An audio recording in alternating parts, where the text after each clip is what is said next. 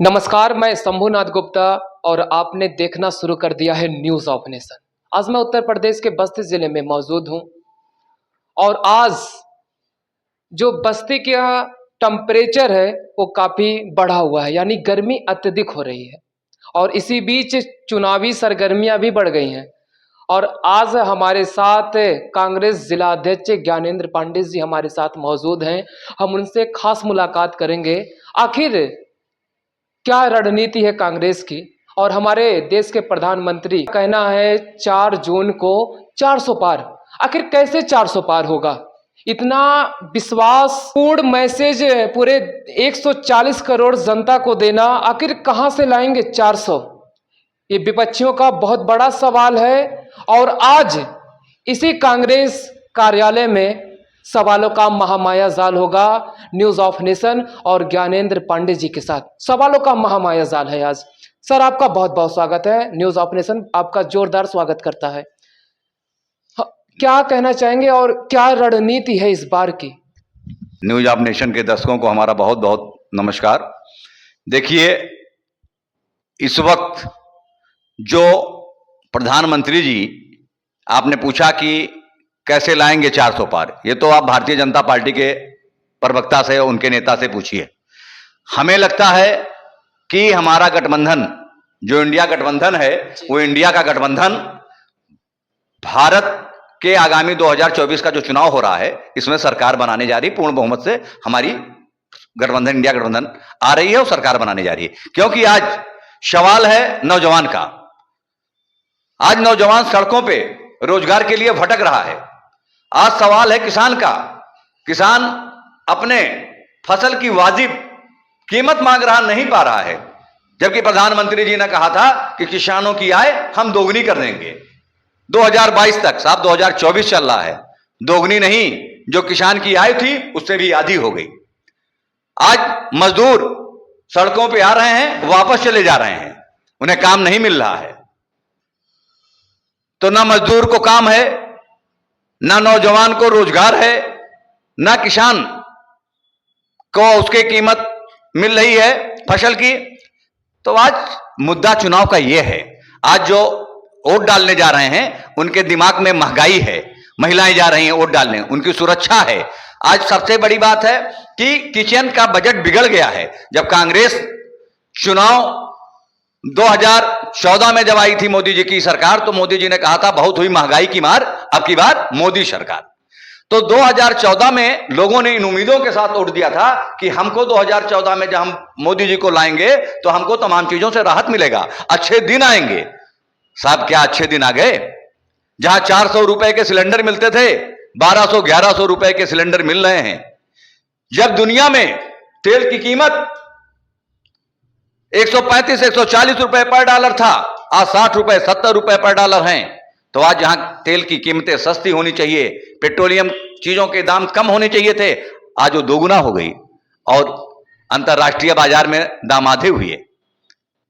आज पर व्यक्ति इनकम हमारी घटी है। तमाम डाटा आ रहा है कि लोगों की आमदनी घट गई है। जब कमाई नहीं होगी, कहीं से आय नहीं होगा, तो निश्चित तौर से आमदनी घटेगी। जब लोगों के खर्चे नहीं चल रहे हैं, मुश्किल हो गए हैं लोगों के घर चलाने, औरतें परेशान हैं इस महंगाई की मार में, तो चुनाव 2024 का इन मुद्दों पे चुनाव होना है। तो कहां से 400 पार हो जाएगा? जनता तो सवाल पूछेगी कि 2 करोड़ नौकरियां कहां गई, हमारा विकास कहां हुआ, अच्छे दिन हमारे कहां आए? तो अब जनता को देखो, गुमराह नहीं किया जाता, जनता से झूठ नहीं बोला जा सकता। कितने दिन आप झूठ बोलेंगे? सिर्फ आपके नेता और आप सिर्फ झूठ बोलेंगे तो झूठ से किसी भी देश की जनता को बहुत दिनों तक झूठ बोल के आप गुमराह नहीं कर सकते।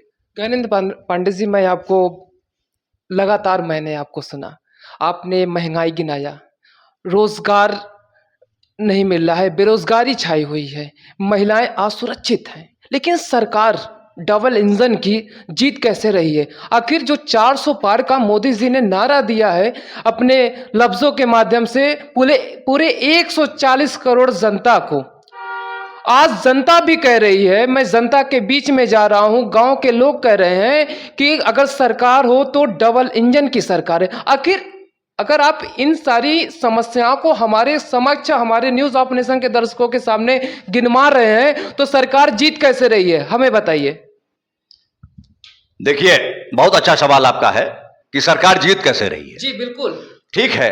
देखिए, जब एक तरफ लोगों को लगातार झूठ झूठ झूठ बोल के कोई परसेप्शन आप लगातार देखिए खराब करेंगे तो जल्दी बहकावे में लोग आ जाते हैं।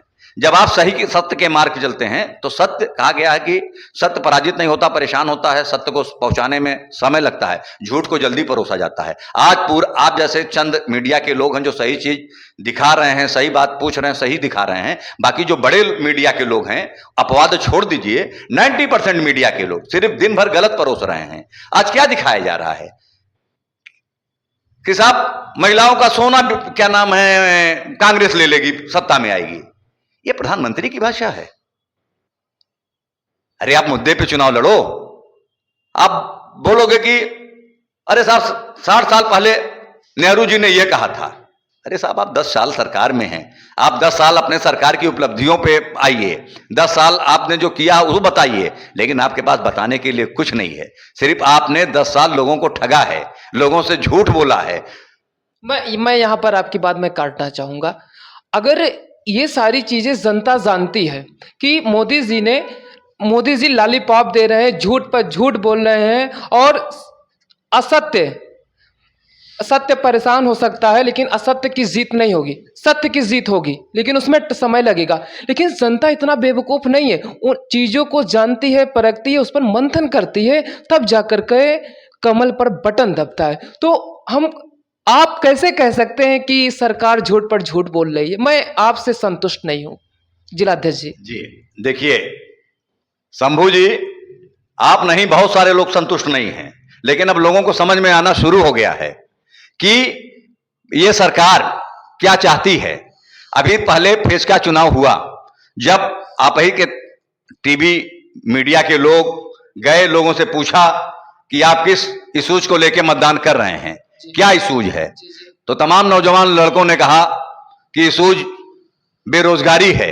अच्छा, बेरोजगारी कैसे? मैं आपसे जान, मैं बेरोजगारी पर और खुल के बहस करूंगा आपसे आज। बेरोजगारी कैसे, बताइए साहब। आप ये बताइए, 56 लाख बच्चे फॉर्म भर रहे हैं, कितने नौकरियों के लिए? 1000 नौकरियों के लिए। 56 लाख, 60 लाख बच्चे भर रहे हैं फॉर्म, और पर्चा लीक हो जा रहा है। अगर हमारे यहां रोजगार होता तो आज एक चपरासी का अगर निकलता है कि 10 जगह खाली है तो 10 लाख आवेदन आ जाते हैं।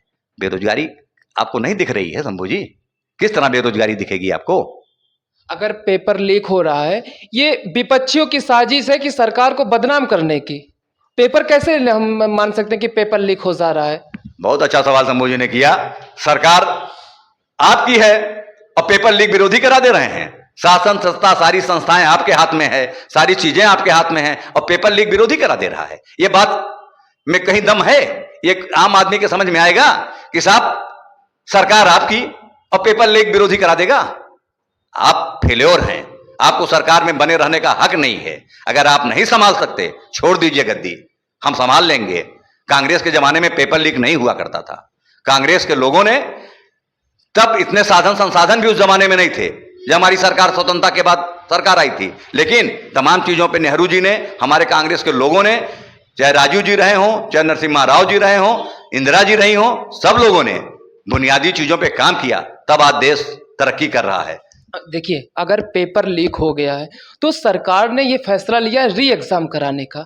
सरकार ने इतना, क्योंकि जब एक बार पेपर लीक होता है उसमें सरकार की बहुत नुकसान होता है, लेकिन उन सारी चीज़ों को उन्होंने संतोष करके री एग्जाम कराया। तो इस पर तो नहीं कहा जाता, अगर सरकार के द्वारा, अगर आप कह रहे हैं कि विपक्षियों ने ये नहीं किया, सरकार के द्वारा ये गलती हुआ, लेकिन सरकार ने ये डिसीजन लिया, लाखों जो जितने भी छात्र थे उनका भविष्य बनाने के लिए री एग्जाम करवा रहे हैं। शंभू जी, ये सवाल आपको सत्ता पक्ष से पूछना चाहिए था, लेकिन आप लोग सत्ता पक्ष से सवाल पूछ नहीं पाएंगे, ना सत्ता पक्ष के लोग जवाब देंगे। 7 साल से उत्तर प्रदेश में योगी जी की सरकार है, बुलडोजर बाबा की सरकार कही जाती है, बुलडोजर बाबा की सरकार है कहा जाता है। इन 7 वर्षों में कितनी प्रतियोगात्मक परीक्षाएं, कितनी परीक्षाएं सफलतापूर्वक करा ली गई? अब बता दो कितनी परीक्षाएं सफलतापूर्वक कर ली गई? हर परीक्षा पेपर लीक, हर परीक्षा पेपर लीक। कितना रोजगार उन्होंने दिया 7 वर्षों में? योगी जी बताएं कि उत्तर प्रदेश की सरकार पिछले 7 वर्षों में कितने नौजवानों की भर्ती की? आप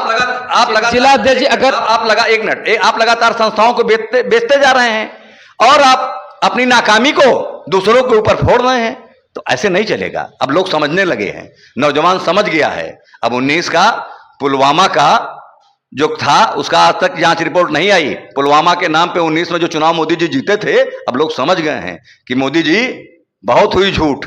अब जनता समझ गई है। अब भावनाओं से मत खेलिए, जनता भावनाओं में नहीं आने वाली है। अगर आपको शीर्ष पे बैठाया, गद्दी बैठाया, 10 साल मौका दिया, तो अब बस आपका टाइम हो गया है कि आपको अब जनता कान पकड़ के नीचे भी उतारने वाली है। लेकिन ये ऐसी सरकार है, आपको मैं जानकारी देना चाहूंगा, जो ये सरकार चल रही है ये कुर्सी के लिए नहीं, जनता के काम करने के लिए इन्होंने बैठा। इनको तो कुर्सी की चिंता ही नहीं है और ये बड़े फक्र से बोल रहे हैं 4 जून को 4 बजे 400 पार होगा।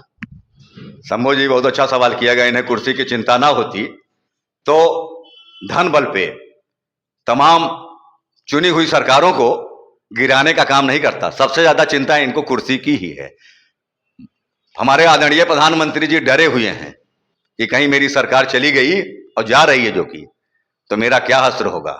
हमने जनता से इतना झूठ बोला है, इलेक्टोरल बॉन्ड के नाम पे लोगों से हमने चोरी की है, देश के लोगों से। अभी पीएम केयर फंड का आना बाकी है। तमाम चीजें उजागर होंगी। प्रधानमंत्री जी डरे हुए हैं, कुर्सी से हमेशा चिपकना रहना चाहते हैं।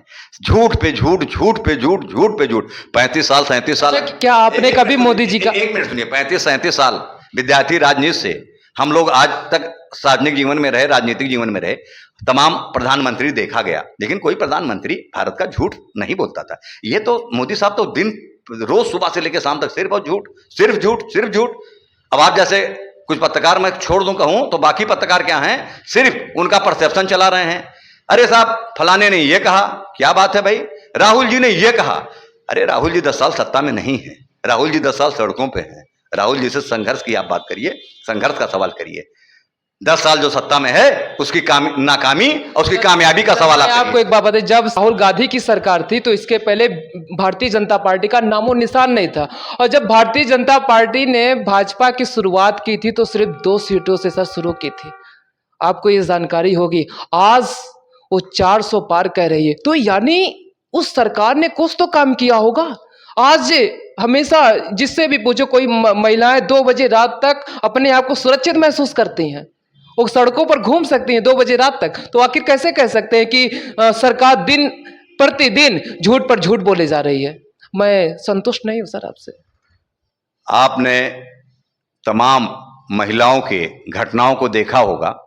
रात में 2 बजे महिला को जला दिया जाता है और महिला आप कह रहे हैं कि रात में 2 बजे सुरक्षित है।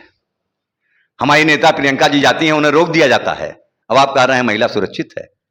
ऐसे ही तमाम उदाहरण हैं, एक नहीं तमाम उदाहरण ऐसे हैं जो इस देश में महिलाओं के साथ लगातार अन्याय हो रहा है। एक तरफ गोल्ड मेडलिस्ट महिलाएं न्याय मांग रही हैं, उसको न्याय देने के बजाय आप अपने सांसद के बचाव में खड़े हैं।